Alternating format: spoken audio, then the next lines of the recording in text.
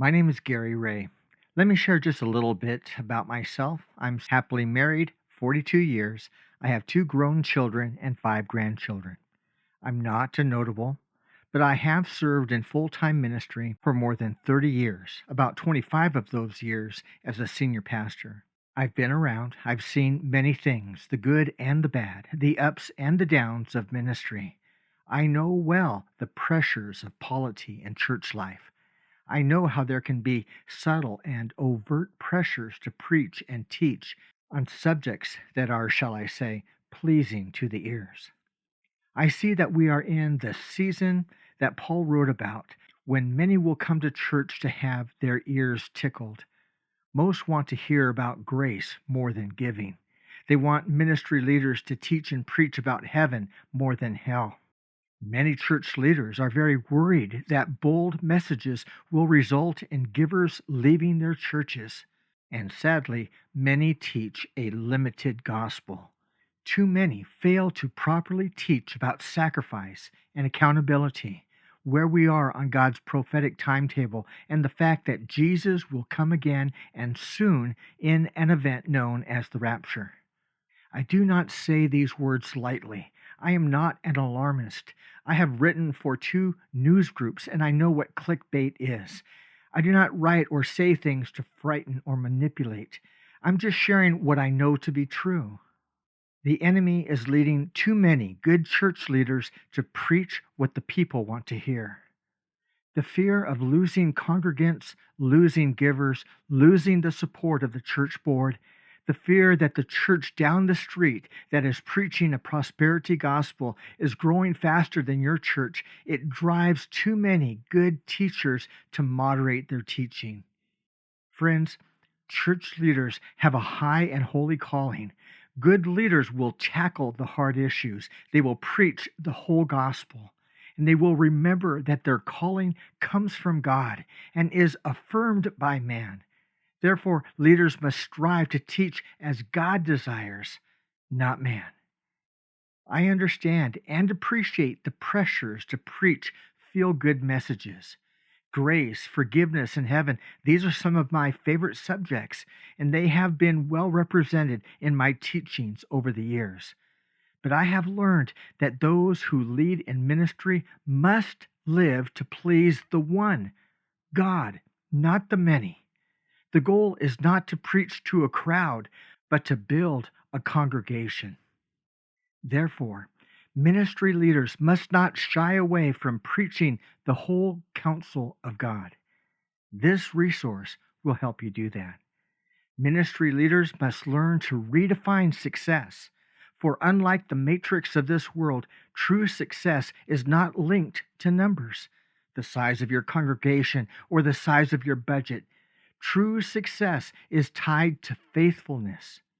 And when you preach and teach the whole counsel of God, the verses that encourage and comfort, and the verses that exhort and challenge, then you are faithful to your calling. I understand the practical reality here. I have lived it. I understand that emphasizing that followers of Christ must make sacrifices and focus on preparing themselves and others for the return of the Lord.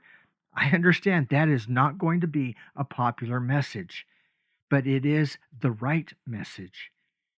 I understand that many do not want to hear that we are living in the last days. But according to Ezekiel 33, every Christian leader must sound the alarm at approaching danger or when God is about to move, and both are on the horizon today.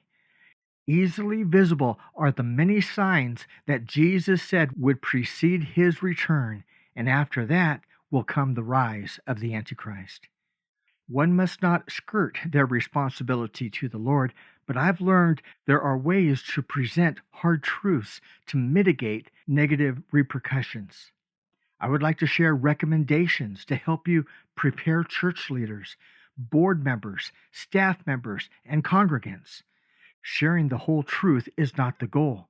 Sharing wisely, sharing truth in love, sharing truth wrapped in practical application points, sharing truth in a way that is most likely to resonate with the hearer, that's the goal. One does not need to compromise their convictions or calling in order to communicate in a way that honors God. As I've said, I've been around. I'm not a notable, but God has used me in notable ways over the years. I've seen miracles. I was a part of multiple significant works. But as Paul was always quick to say, it was all by God's grace. In 2017, I was a part of the launch team for the I'm a Watchman ministry. In 2019, I was asked to serve as president for that ministry. I'm a Watchman is a prophecy focused ministry that aims to inform and equip. We want all to be prepared for the coming rapture and to engage in ministry to those who will be left behind. Information on a post rapture ministry, what I call future missions, is included in this kit.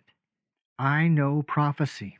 I've written 21 books, 5 are on prophecy, and I have decades of pastoral experience. I have a pastor's heart. I'm aware of pastoral concerns, and I want to help.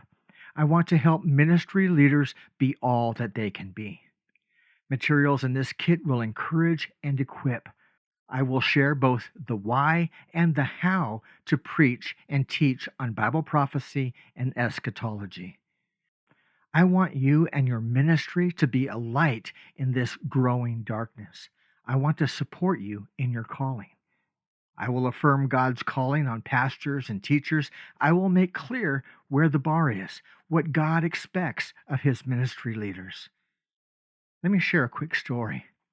I was involved in sports in high school. 2 of the sports I played were tennis and wrestling. Our tennis coach was a very nice man. He cared for kids. I believe he decided to be a coach because he wanted to help keep kids off the street and be engaged in some positive activity which he thought they would enjoy. In short, his goal was to help kids have fun. And we did. Practices were informal. There was no conditioning, no exercising. And if we missed a shot, it was, oh, that's okay. Better luck next time. And then there was my wrestling coach. The word fun was not in his vocabulary. He was a very large man, mostly muscle. He spoke with a heavy German accent. He went to college on a wrestling scholarship. He won a medal in the Olympics. He was very serious about his sport. His goal was to win. And students on his team had to share his goal and commit to give 100%, or they were off the team. His wrestlers worked out constantly. We had a regimented diet. We lifted weights. We had long and intense practices. And in the end, our tennis team won just 1 match. Now, we had some fun along the way, but no one on my team was quick to tell people about their record on the court after the season was over. But on the other hand, our wrestling team took first place in the state, and our sense of pride and accomplishment was significant. All team members were happy to tell others about their record. Now, there is a spiritual parallel here. The Apostle Paul talked about running a good race. He urged God's people, particularly those who lead in ministry, to push hard and finish well. The goal in ministry is not to have fun. The goal is to win the race for God, to finish well. And as you well know, finishing well requires exceptional effort and sacrifice. It's true in sports, it's true in ministry. Ministry leaders must be prepared to pay the price. Ministry leaders must remember that God will hold them responsible for preparing their congregants and the communities in which they serve for his imminent return. To the prophet Ezekiel, God said, "You will share my message to them whether they listen or not." So getting the masses to follow you, that's not likely. In fact, you will likely receive more pushback than praise. But the calling is clear. Preach the truth in love, but be sure to preach the whole counsel of God. The goal is not to gather a large crowd. The goal is to exhibit great faithfulness. This resource will help you do that. The material in this pastor kit will help you know why and how to preach and teach on Bible prophecy. The kit includes coaching type audio files, sample teaching videos, study outlines, informative documents, 8 books, recommendations, and teaching helps such as charts, graphs, graphics, and message outlines. I believe we are living in incredibly important times. I am mainline and centrist in my theology. I do not set dates, and I do not teach on subjects that are not profiled in Scripture. I don't teach on Planet X or Nibiru, reptilian people, the Zetas, or secret civilizations under the Arctic.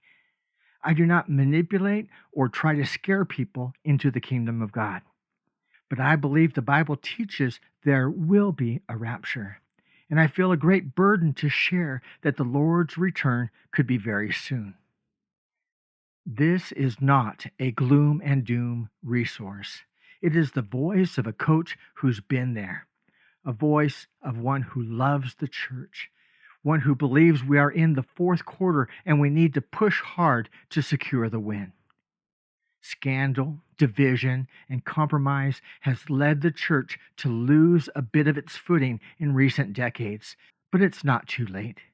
The stories of Moses, David, Abraham, Jonah, Peter, Jacob, and more, these stories indicate that God loves comebacks. The church can come back and finish strong. I want to help you help your people finish well. Join me in praying that this will be the church's finest hour. God bless.